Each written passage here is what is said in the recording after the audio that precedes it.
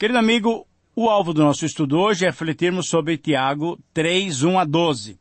Como falamos inicialmente, esse texto nos faz refletir e entender a maneira pela qual Deus quer que evidenciemos a nossa fé nessa área tão prática que é o nosso falar, o uso correto da língua. Temos que reconhecer que tudo o que existe em nosso universo veio a existir pelo poder da palavra. Deus falou e o nosso mundo veio a existir. Quando ele formou o homem, a mais elevada das criaturas terrestres, Deus o abençoou com a capacidade de se comunicar. Podemos falar e até mesmo escrever, porque Deus nos deu o dom da linguagem. Quando o diabo usou palavras mentirosas para tentar Eva, ela e o seu esposo caíram em pecado. Gênesis 3.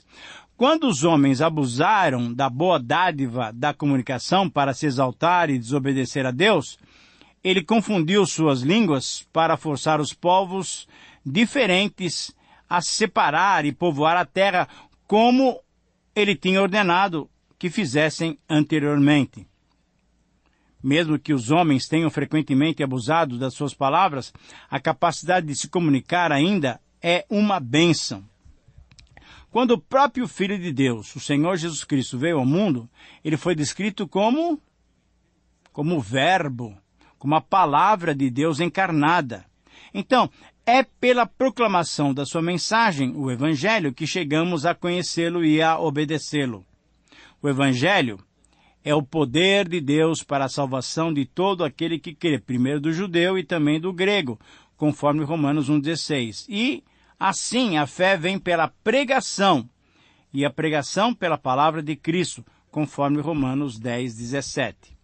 Os discípulos de Jesus têm a responsabilidade, então, de ensinar o Evangelho a outras pessoas. Por isso é que Paulo encorajou Timóteo a cumprir essa missão. Prega a palavra, insta, quer seja oportuno, quer não, corrige, repreende, exorta com toda a longanimidade e doutrina. 2 Timóteo 4:2. E o que de minha parte ouviste, através de muitas testemunhas, isso mesmo, transmite a homens fiéis e também idôneos para instruir a outros. 2 Timóteo 2:2. Então, diante dessas afirmações, temos que admitir que o nosso falar, que a nossa língua, tem uma força poderosa. Pode ser usada para o bem, como Deus pretendia, para exprimir amor e oferecer salvação, mas, infelizmente, pode ser usada também para o mal, com os efeitos desastrosos que conduzem à condenação. Estas duas possibilidades são claramente apresentadas nesse texto que agora estudamos. Então, o título para o nosso estudo é Orientações sobre o uso correto da língua. Orientações sobre o uso correto da língua. Tiago 3, 1 a 12.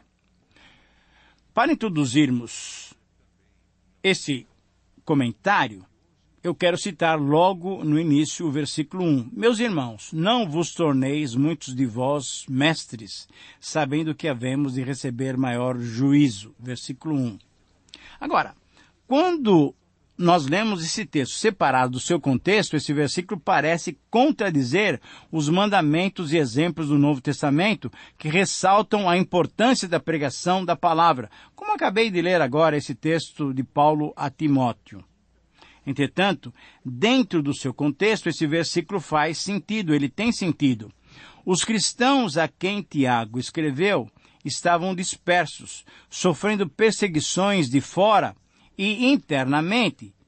Na comunidade cristã, eles eram afligidos por atitudes carnais que criavam discórdia e divisão entre eles.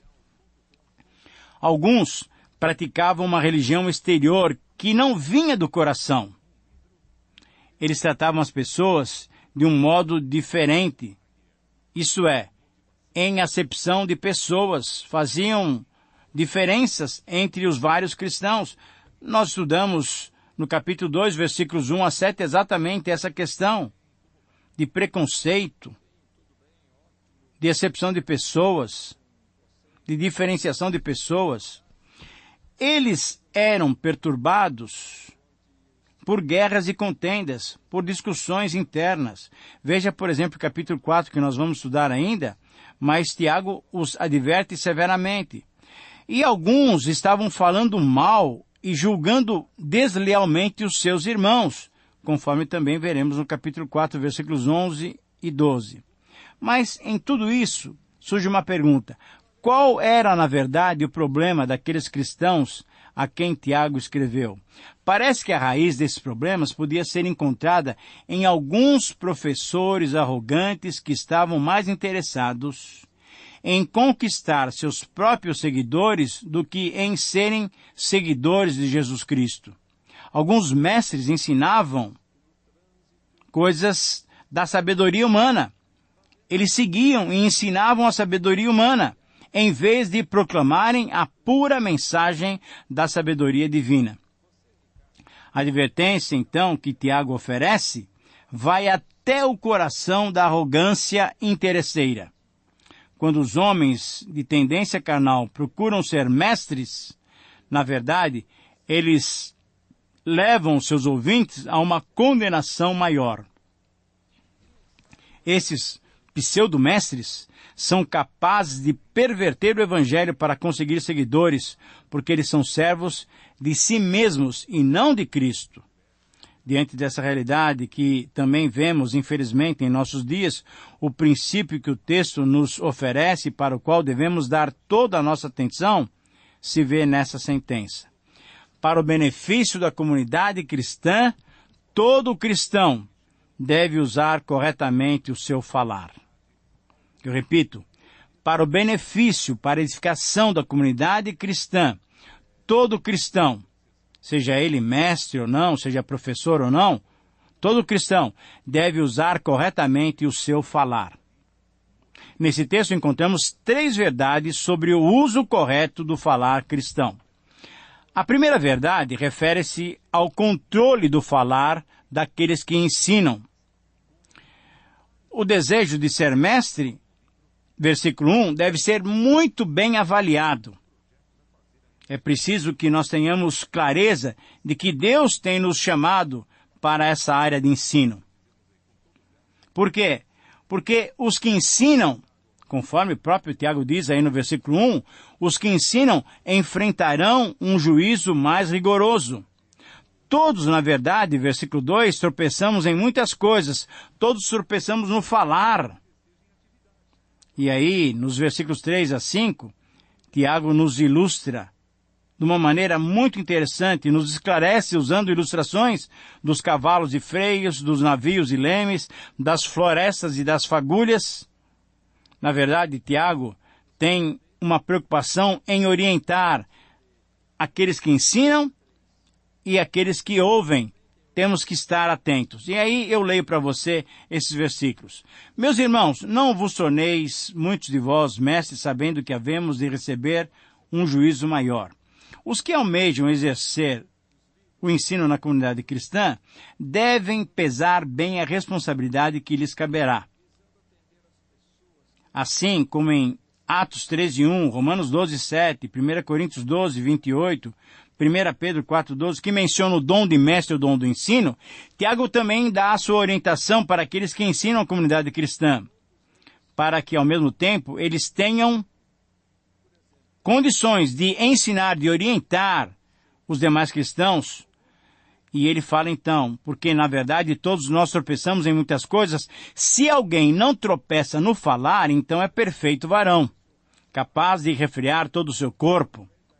De todas as tentações que enfrentamos, a mais persistente e difícil é a tentação de dizer alguma coisa que não devemos dizer.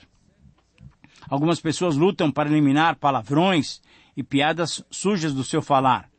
Outros, despreocupadamente, mostram até um desrespeito pelo nome do Senhor, proferindo toda hora as frases, ai meu Deus, ai meu Deus, ai meu Deus do céu, sem parar para pensar que eles estão tratando com o nome do Senhor, um nome santo, separado, santificado seja o teu nome, diz o Senhor Jesus na sua oração modelo. Deus merece o nosso completo respeito. Muitos usam a língua para espalhar boatos, fofocas e fazem acusações sem fundamento. Desse modo, eles podem destruir a vida, a reputação de algumas pessoas, criar discórdia entre irmãos e até impedir a divulgação do Evangelho. Tais pessoas não são seguidoras de Cristo. Na verdade, são seguidoras do diabo, que é o pai das mentiras. E ele é o maior acusador de todos os seres. Ele é acusador.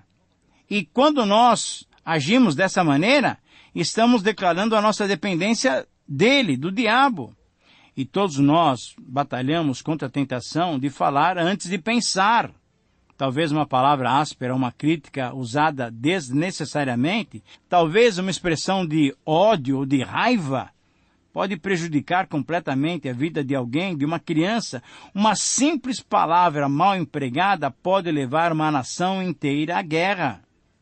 Pode destruir uma amizade de uma vida já toda, desfazer uma família, arruinar um casamento, ou então esmagar a autoconfiança de uma criança. Por isso é que Tiago nos ensina falando o seguinte: todo homem, pois, seja pronto para ouvir, tardio para falar e tardio para se irritar. Tiago 1,19. A segunda verdade refere-se agora ao descontrole do falar de alguns cristãos. Versículos 5, 7 e 8. 5, 6, 7 e 8. Nessa segunda verdade, nós vemos que o falar de algumas pessoas é um falar orgulhoso. A língua descontrolada é fogo e é colocada em chamas pelo inferno. Veja o versículo 6. Ainda no versículo 6, Tiago diz que a língua é um mundo de iniquidades que contamina o todo. E aí ele nos dá ilustrações da vida animal, os animais e os domadores. Mas no versículo 8 ele fala algo mais grave ainda, que a língua é um mal incontido, carregado de veneno mortífero. E todos os homens têm dificuldades de controlar o falar. Eu quero ler agora esses versículos e comentá-los com você. Versículo 3. Ora, se pomos freios na boca dos cavalos para nos obedecerem, também lhes dirigimos o corpo inteiro. Observai igualmente os navios que, sendo tão grandes e batidos de rijos ventos, por um pequeníssimo leme, são dirigidos para onde queira o impulso do timoneiro. Assim também a língua, pequeno órgão, se gaba de grandes coisas. Vede como uma fagulha põe em brasa tão grande selva. Ora, a língua é fogo, é mundo de iniquidade. A língua está situada entre os membros do nosso corpo e contamina o corpo inteiro. E não só põe em chamas toda a carreira da existência humana, como também é posta ela mesma em chamas pelo inferno. Querido amigo, são palavras contundentes de Tiago, mas ele continua falando e eu quero tentar esclarecer isso para que você possa entender direito e praticar na sua vida. A língua é um pequeno membro do corpo, mas exerce um poder destruidor que ultrapassa todos os outros membros do corpo. O poder da língua é violento. Como o leme de um navio ou freio na boca de um cavalo, esse pequeno membro é incrivelmente poderoso. Como uma faísca pode iniciar um fogo que pode destruir toda uma floresta, assim a língua descontrolada pode destruir uma alma e criar uma miséria terrível para os outros. Em relação ao versículo 7, ele afirmou: toda espécie de feras, de aves, de répteis, de seres marinhos se doma e tem sido domada pelo gênero humano. Na verdade, os animais podem ser treinados. Um cão pode ser treinado a sentar-se e ficar absolutamente imóvel no meio de uma multidão de pessoas, e ele não vai se mover até que o seu dono lhe dê uma ordem ao contrário. Se os animais podem ser domados assim, quanto mais nós precisamos domar a nossa língua. E no versículo 8, ele diz o seguinte: a língua, porém, nenhum dos homens é capaz de dominar. Ela é mal incontido, carregada de veneno mortífero. Na verdade, a língua precisa ser sempre mantida sob supervisão. Nunca devemos deixá-la sem a rédea ou abrir a sua gaiola e deixá-la livre. Temos que manter domínio constante sobre as nossas línguas para evitar o dano terrível que elas são capazes de causar. Finalmente, a terceira verdade refere-se ao falar equilibrado. Veja só, esse falar equilibrado indica o quê? Maturidade em diversas áreas, conforme o versículo 2. Indica o domínio próprio, também no versículo 2. Esse falar equilibrado, no versículo 9, indica o quê? Coerência. Ele bendiz a Deus e não maldiz aos homens. Indica que essa pessoa é coerente ao abençoar e não amaldiçoar os seus irmãos. Versículo 10. E ainda no versículo 10, um falar equilibrado e controlado demonstra que essa pessoa não se conduz de modo inconveniente. Eu leio para você, novamente, aquele trecho do versículo 2 que diz assim: se alguém não tropeça no falar, é um perfeito varão, capaz de refrear também todo o corpo. Agora, é interessante essa referência de Tiago, porque ele estabelece, então, um contraste muito interessante. Se alguém consegue se controlar no falar, também será controlado nas outras áreas da sua vida. Refletirá o domínio próprio, fruto do Espírito produzido em parceria conosco. Por outro lado, Tiago também mostra o seguinte: quando encontramos cristãos que têm um comportamento digno, correto e exemplar, podemos observar que ele é também alguém que tem controle sobre o seu falar. O nosso falar demonstrará a fé prática que transformou a nossa vida. Através do falar, evidenciamos que somos pessoas maduras ou imaturas. A Bíblia ainda fala, no versículo 9 e 10, o seguinte, nesse texto tão importante: com a língua bendizemos ao Senhor e Pai, também com ela amaldiçoamos os homens feitos à semelhança de Deus. De uma só boca procede bênção e maldição. Meus irmãos, não é conveniente que essas coisas sejam assim. São contradições. Esses versículos apontam algumas das diversas contradições. Uma fonte de água só pode produzir um tipo de água. Uma planta só pode produzir o fruto que Deus pretendia que ela produzisse. A língua, então, deve ser usada somente para adorar a Deus e falar das coisas edificantes que Ele tem nos feito, para que outros irmãos, outros personagens, sejam o quê? Edificados. Quando a língua é usada para amaldiçoar os homens, que são criados à imagem de Deus, o propósito do Criador está sendo pervertido e esquecido. Os versículos 11 e 12 são usados de uma maneira muito própria por Tiago para concluir esse nosso estudo.